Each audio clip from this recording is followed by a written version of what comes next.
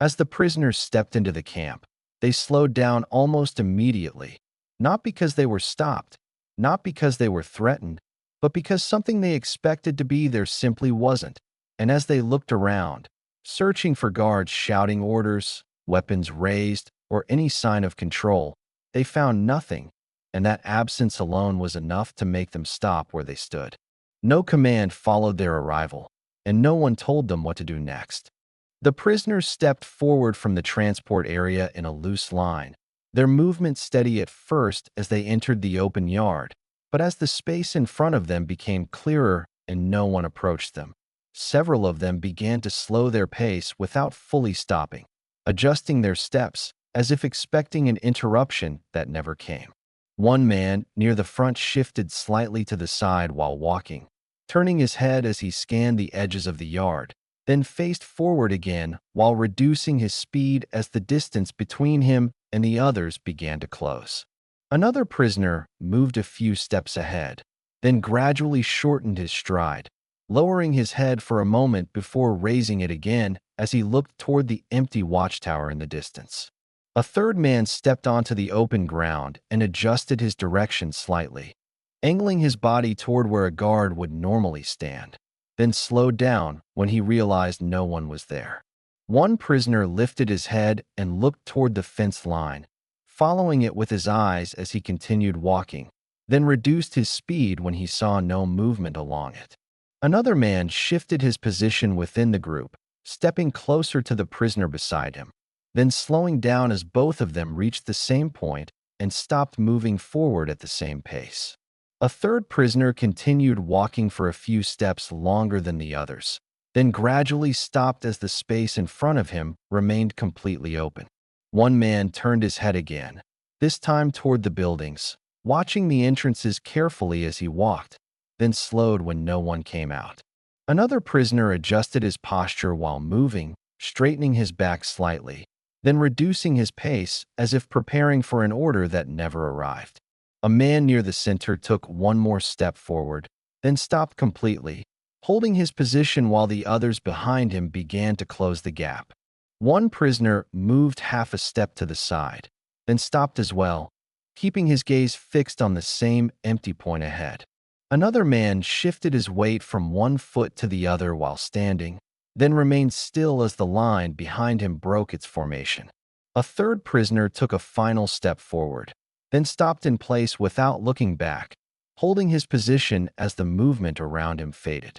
One man turned his head slowly from one side to the other, scanning the entire yard before returning his gaze forward and remaining still.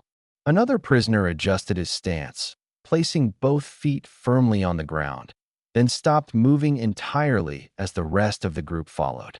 The movement that had carried them forward from the transport area dissolved into stillness across the yard, not because they were forced to stop, but because nothing told them to continue. And as more prisoners reached the same point and stopped without being instructed, the first shift took place, because what was missing in that moment was not visible, but it was enough to interrupt every movement at once.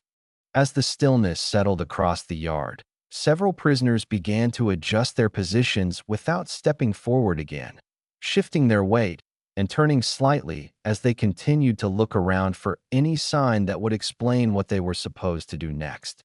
One man near the front moved his foot a few inches forward as if to continue walking, then stopped midway through the step and returned it to its original position when no command followed. Another prisoner turned his upper body toward the right side of the yard, scanning the buildings more carefully, then straightened again without changing his place. A third man took a slow step to the side, repositioning himself slightly away from the others, then stopped as the space around him remained unchanged. One prisoner lifted his head and looked directly toward a watchtower, holding his gaze for a moment before lowering it again when no movement appeared. Another man shifted closer to the prisoner beside him, reducing the distance between them, then remained still as both of them faced forward without speaking. A third prisoner stepped half a step forward again, then stopped immediately, holding his position as if waiting for someone to react. One man near the center turned his head toward the entrance behind them, looking back briefly before facing forward again and remaining in place. Another prisoner adjusted his stance by widening his footing slightly, stabilizing himself while continuing to observe the empty space ahead. A third man leaned forward slightly as if preparing to move, then straightened again without taking another step. One prisoner moved his hand slightly away from his side, then returned it to its original position as he remained still. Another man shifted his position again, taking a small step backward this time, then stopping as he maintained his focus on the yard. A third prisoner turned his head toward the fence line once more, following it with his eyes before returning his gaze forward. One man stepped to the side again, creating a small gap between himself and the others, then stopped moving completely. Another prisoner lowered his head briefly, then raised it again while maintaining his position in the same spot. A third man adjusted his shoulders and posture, then remained still as the group around him no longer moved forward.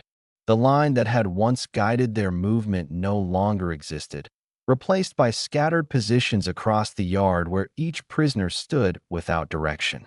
And as more of them attempted small movements only to stop again without completing them, the second shift took place because the absence of instruction did not just slow them down, it prevented any movement from continuing. As the scattered stillness held across the yard, several prisoners began to test their movement again, not by returning to a line, but by taking small steps in different directions while watching carefully for any reaction that might stop them. One man near the center stepped forward slowly, placing his foot with caution, then continued for a second step before stopping when nothing changed around him. Another prisoner shifted his path slightly to the left, walking a short distance away from the others, then halted as he reached a new position without being addressed. A third man moved forward more directly, taking 2 steady steps in a straight line, then slowing down until he stopped completely in the open space. One prisoner near the front turned his body toward the buildings and took a step in that direction, then paused as he approached closer without encountering any response. Another man stepped backward instead of forward, increasing the distance between himself and the center of the yard, then stopped and remained there.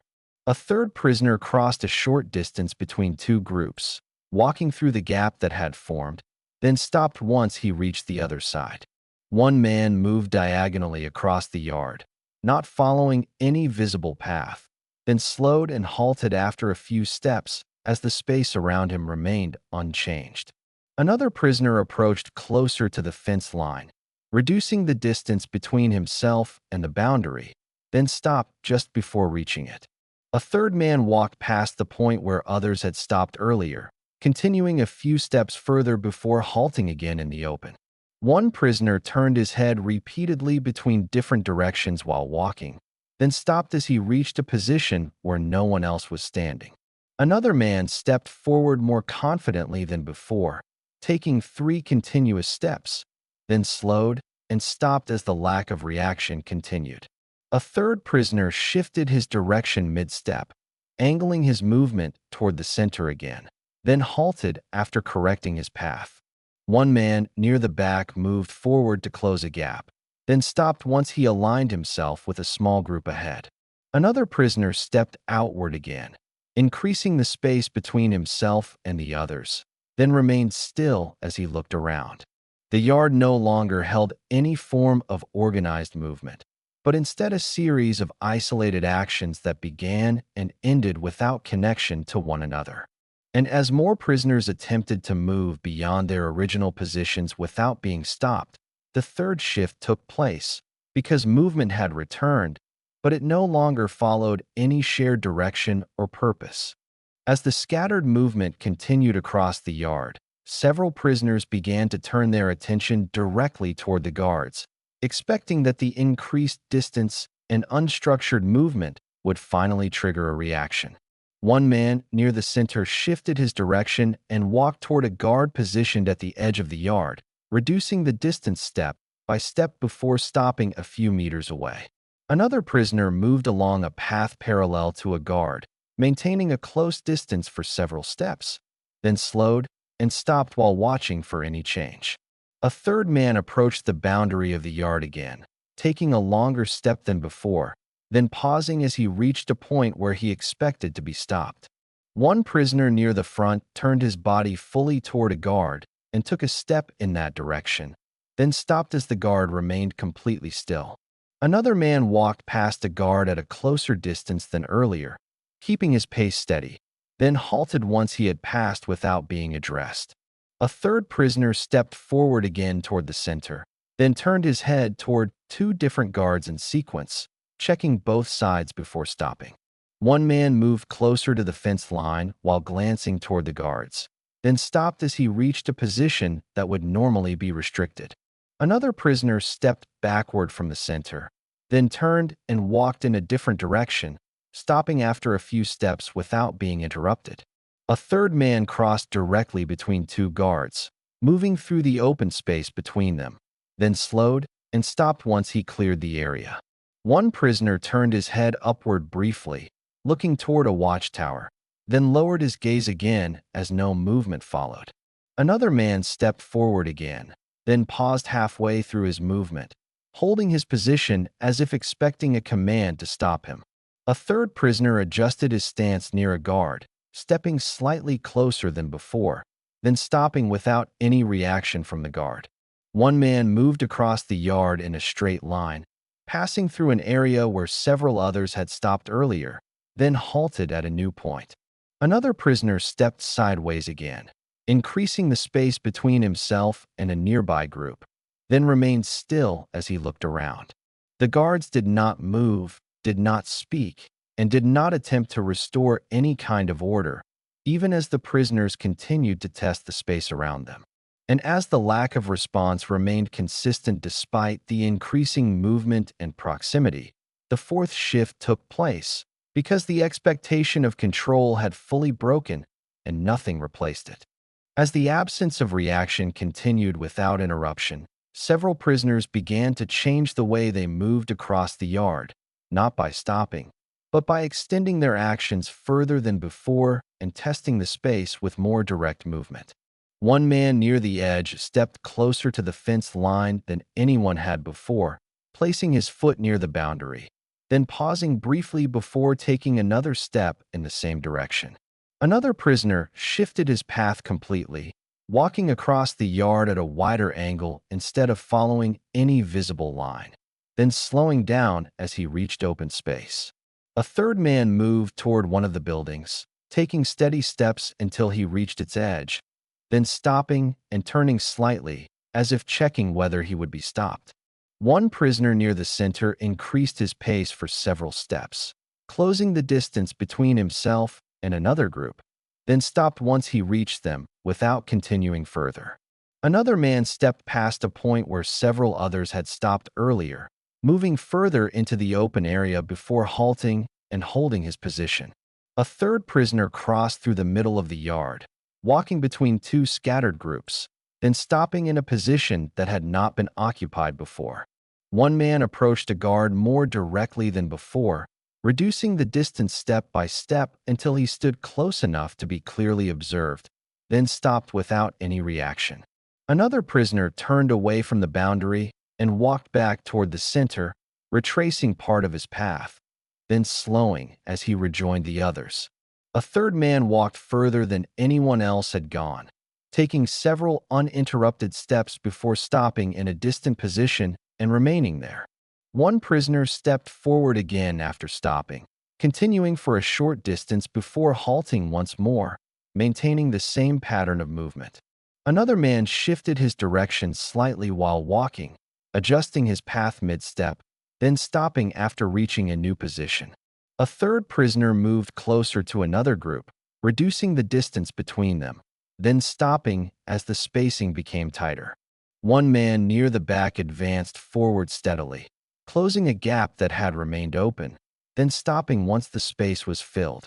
Another prisoner stepped outward again, increasing the distance between himself and the others, then remained still as he looked around. The yard now held multiple directions of movement, different distances, and varied positions, with no single pattern guiding the actions anymore. And as more prisoners continued to extend their movement without being stopped, the fifth shift took place because the limits they had expected were no longer visible and nothing replaced them. As the movement across the yard continued for a moment longer, the pace began to change gradually, not because anyone stopped it, but because the repeated actions started to settle into a slower and more consistent rhythm. One man, near the far edge, turned back toward the center, taking 2 steady steps before slowing down and stopping among a small group that had formed. Another prisoner who had been standing still for several seconds resumed movement, stepping forward in a straight line, then reducing his pace and holding his position once he reached a new point. A third man shifted his direction again, walking from the center toward a different side of the yard, then stopping without looking toward the guards. One prisoner near the boundary stepped away from the fence, increasing the distance between himself and the edge, then aligned himself with the others nearby. Another man crossed the yard from one side to the other, moving between scattered groups, then stopping at a position where he remained still. A third prisoner advanced forward steadily, closing a gap between himself and another group, then stopped once the distance was reduced. One man who had been moving unpredictably earlier now walked in a straight line, then stopped and held his position without repeating the movement. Another prisoner adjusted his stance slightly, stepping closer to the others, reducing the space between them before becoming still. A third man stepped away from a group, then returned again, repositioning himself before stopping completely. One prisoner near the back moved forward in a controlled manner, closing the distance between himself and the center, then stopped once he reached it. Another man turned his body slightly while walking, then straightened and held his new position without further movement. The scattered motion began to organize itself into a slower pattern, not directed by orders, but formed through repeated adjustments made by each individual. One prisoner looked briefly toward the entrance they had come from, then returned his gaze forward and remained still. Another man shifted his weight slightly from one foot to the other, then stopped moving entirely as the space around him settled. The yard no longer showed constant movement, but a stable arrangement of positions where each prisoner stood without continuing further. And as the final movements faded and no new actions replaced them, the last shift took place, because what had started as hesitation and turned into testing had now settled into a form of stillness that no longer needed instruction. They had expected control to define every step they took, clear instructions to guide their movement, and immediate consequences to follow any action that crossed a boundary. But as they entered the yard and nothing stopped them, nothing corrected them, and nothing replaced the structure they were prepared for, their movement changed in a way they had not anticipated, because the absence of control did not create freedom in the way they imagined. It created hesitation that shaped every decision they made. As the first step slowed, then spread into scattered movement, and finally settled into stillness again, the pattern that emerged was not forced by any external command, but formed entirely by the way each prisoner reacted to the space around him, adjusting his position based on what did not happen rather than what did. And as the moment came to an end without a single order being given or a single boundary being enforced, the realization remained visible through their actions alone, because what had been missing from the beginning had never returned, and that absence had already changed the way they moved, stopped, and understood the space in front of them. Thank you for spending this time here. If these quiet, true World War II stories matter to you, subscribing helps this channel continue.